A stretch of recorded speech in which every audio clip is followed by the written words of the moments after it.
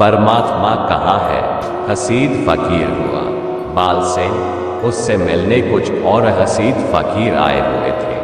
चर्चा चल पड़ी, एक बड़ी दार्शनिक चर्चा। परमात्मा कहाँ है?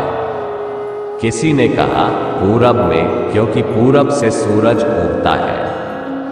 और किसी ने कहा कि जेरूसलम में, क्योंकि यहूदी ही परमात्मा के चुने हुए लोग हैं और परमात्मा ने ही मूसा के द्वारा यहूदियों को जेरूसलम तक पहुंचाया।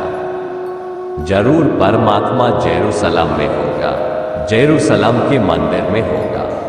और किसी ने कुछ जो जरा और ऊंची दार्शनिक उड़ान भर सकते थे, उन्होंने कहा परमात्मा सर्वव्यापी है, सब जगह है। ये क्या बातें कर रहे हो? जेरूसलम की पूरब। परमात्मा सर्वव्यापी है, सब जगह है। बालसेन चुपचाप सुनता रहा। बालसेन अद्भुत फकीर था, ऐसे ही जैसे पलटू, जैसे कबीर। सबने फिर बालसेन से कहा, आप चुप हैं, आप कुछ नहीं बोलते, परमात्मा कहाँ है? बालसेन ने कहा, अगर सच पूछते हो तो परमात्मा वहां होता है जहां आदमी उसे घुसने देता है। बड़ा अद्भुत उत्तर दिया। तुम घुसने ही ना दो तो परमात्मा भी क्या करेगा?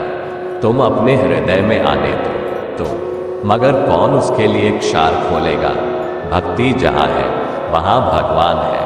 लोग पूछते हैं भगवान कहाँ है? लोग भगवान को देखने भी आ जाते हैं, मेरे पास आ जाते हैं कि भगवान दिखा दे। जैसे अंधा प्रकाश देखना चाहे, जैसे बहरा संगीत सुनना चाहे, जैसे गूंगा गीत गाना चाहे, बिना इसकी फिक्र किए कि मैं अंधा हूं, कि बहरा हूं, कि गूंगा हूं। लंगड़ा ओलंपिक में भाग लेने जाना चाहता है, बिना इसकी फिक्र किए कि मैं लंगड़ा हूं। उठ सकता नहीं, चल सकता नहीं, ओलंपिक में भाग लेना है। पूछते हैं लोग ईश्वर कहाँ है?